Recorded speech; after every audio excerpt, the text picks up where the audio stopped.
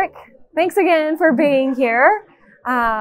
Previously, you've been kind of working with the American Seed Research Foundation and the National Council of Commercial Plant Breeders. And last year, it was announced a new foundation that was going to be kind of bringing those two under the same umbrella, called the Seed Science Foundation. Tell me a little bit about the Seed Science Foundation and what its purpose is. Well, as you say, the purpose was to merge basically ASRF and the National Council of Commercial Plant Breeders together into one foundation, and designed to basically serve the seed industry's science and technology needs relative to research and education. And so we've actually spent a good part of last year putting together the new board, and the new board of directors just met yesterday, so we're up and running. And I guess a couple of I think significant things that are going on there are, first of all, philosophically, you know, under the other two foundations, money was collected to support research and student programs and these kinds of things. With this new foundation, we're also planning to leverage.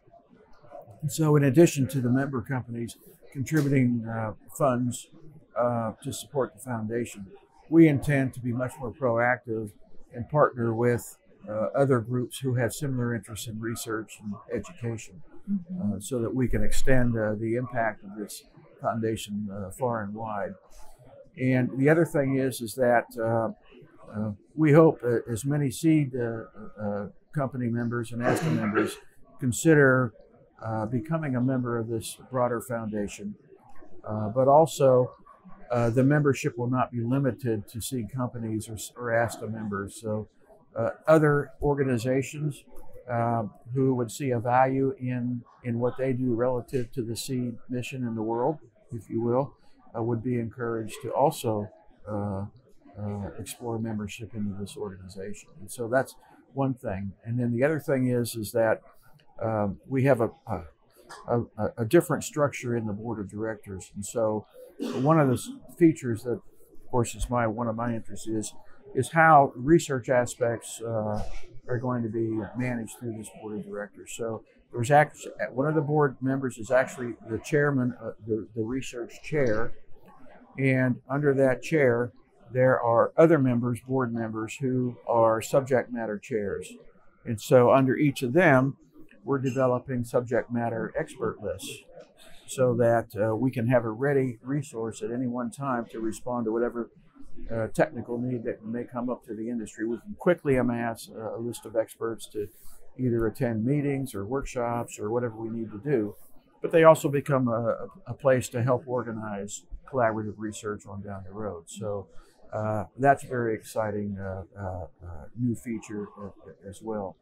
So, you know, this year is a year of getting this organization up and funding, up and running, getting its organization finalized, if you will, and doing some recruitment for membership, and putting together a website. One of the chairs or one of the board members is also in charge of communications, and so she will be working to put a website together on this and all of those good things that it takes to get an organization like this up and running. But we're going to do a lot of work on outreach this year to advertise this out to ASTA membership, but much broader than that.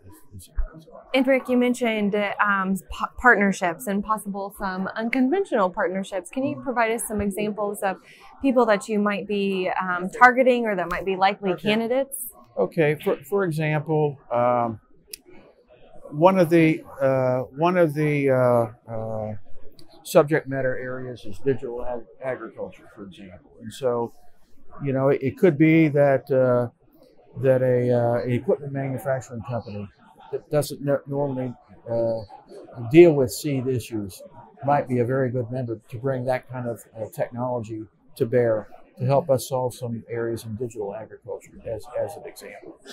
So So I think there are many out there like that. There are other foundations that are doing research or supporting research that could contribute value to the seed industry at large. So these kinds of foundations would be like possible candidates to try to recruit into the organization. So if you look at it out there, universities, other universities, novel upstart just novel upstart companies that are dabbling in certain kinds of technology that you may think, never thought about that for seeds, would be likely candidates to perhaps encourage to become members here.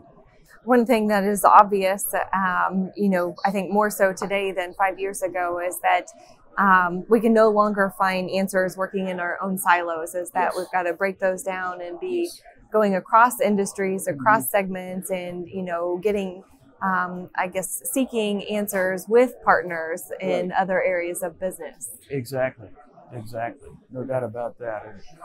And, I think the more we can think in those lines, I think that the more the faster we'll actually make progress.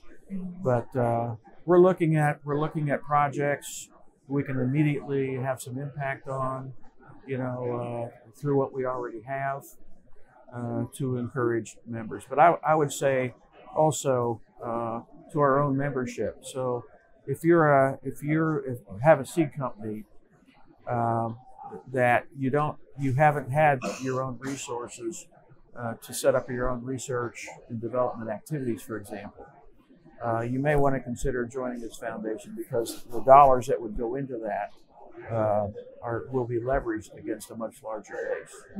And so it's something to consider. The membership the dues for this thing are based upon, it's similar to ASTA, it's based upon the size of your company and sales and these kinds of things. So it's a similar scale of membership. So we just hope that once we get the word out, you take a look at this, consider it as a possible investment to the industry at large, as well as to your own entity or to your own company. Well, I know it's certainly exciting news. I think a lot of good things to come out of the new foundation, and also some new energy coming in. So yes. Definitely a positive step when you look at where those dollars are spent and the return on investment. Right, exactly. So, well, thanks so much for being here with us again. We appreciate it, and it's always good to catch up. Hey, you too.